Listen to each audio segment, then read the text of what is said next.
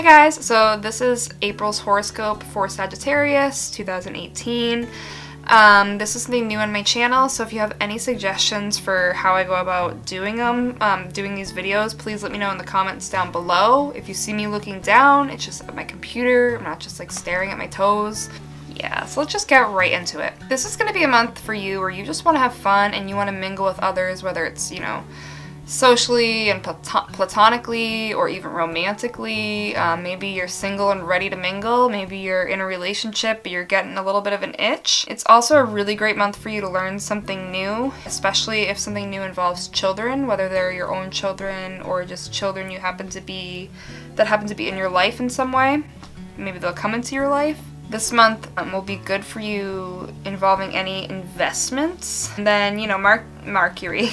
Mercury is going to be in retrograde the first half of this month, beginning in late March and carrying into April until the 15th when it goes back to being direct. For you, it's actually not going to be the worst time. Like, some people it can be really rough, but for you, Sagittarius, it won't be the worst. You're going to have a lot of fun, creativity. You're going to kind of feel free to just go with the flow and let your creativity lead you where it may. This little detour that Mercury often brings with it could actually be very enlightening to you and may change some of your previous opinions that, you know, you were holding strong. This could be a really great, enlightening, mind-opening time for you. When Mercury goes back to being direct, any inconveniences you may have experienced during your enlightenment will now prove to have been helpful. And you'll see why, you know, they have benefited you. You're gonna kind of have distractions fall to the wayside and you'll have a more, you know, a clearer idea of which way to go. So if you were kind of in the middle of a path and you didn't know whether you should turn left or right, you're gonna have a much better understanding by the end of the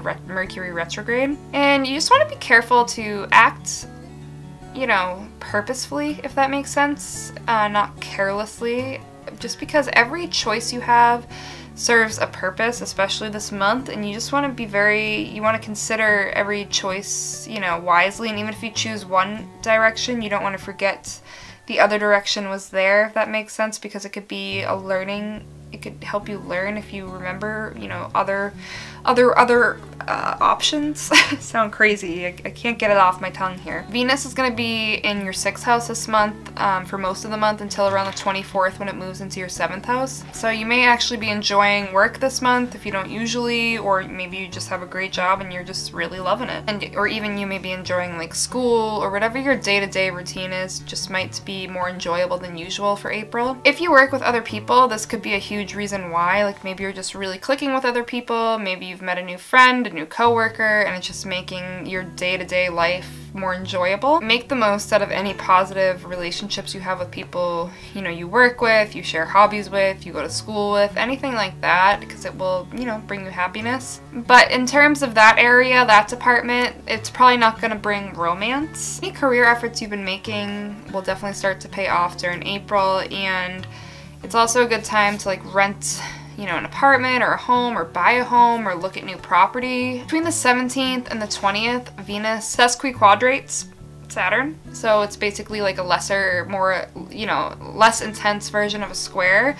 So during this time, we're all going to feel a bit disconnected from each other, literally every sign under the sun. It's going to just be a time where you might find it hard to connect with other people and you might feel a bit lonely and isolated, but it's a good time to turn inward, and it's especially a good time to kind of focus on anything negative in your life, whether they be bad habits, friends that just make you unhappy, you know, anything like that. You might want to just cut ties with anybody that's bringing negativity into your life, or cut off some bad habits that are just bringing you down. And this is a really good time between the 17th and the 20th to really focus in on that and figure out what you want to do in any of those situations. Venus is going to trine with Mars a lot of this month, so it's going to make you more social, more apt to make new friends. People are just going to be drawn to you and you're going to be more popular and just get your way more this month, which is always good. So, you know, you can ask people favors and they're more likely to say yes this month. I mean, don't abuse the power, but it's a good thing.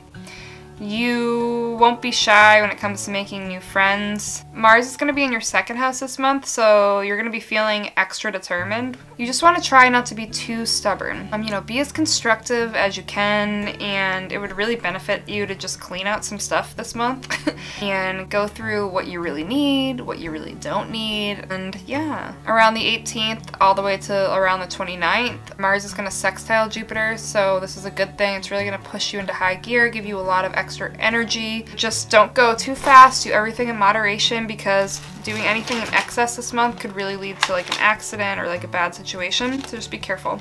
You know, this year as a whole, you haven't really felt as independent as you usually do, especially since like the second half of February. And you may have been feeling like a bit stifled, but because you currently, you know, don't have the need to like spread your wings and fly, which is something you have a need to do pretty often. You know, you may have a desire as we come into April to start balancing your interests a little bit more in your life. You might feel like you have a lot of back and forth during April, like sometimes you're getting your way, other times you have to sit back and let others get their way, and you may just want to like kick back and have fun throughout it all, like I was saying earlier. As this month winds down, you'll definitely feel more serious and like you want to, you know, like you're drawn to work, like I was saying. As far as your love life is concerned, it's not going to be the month where it's super serious and you have like, you know, your lifelong partner stepping in if you're single, but it's going to be a month where you want to just have a lot of fun and not be so serious about things, whether you're in a relationship or not. At the very end of the month, something romantic might blossom, but you really aren't going to be inclined to take it seriously because you're just enjoying the thrill of it all. So that is pretty much your horoscope for the month of April. If you've noticed my necklace, it is just a little Capricorn symbol with a moon. I'll put a little close-up in, but it's so cute. I love it. It's so pretty. If you are interested in getting one, I just figured I'd point it out because,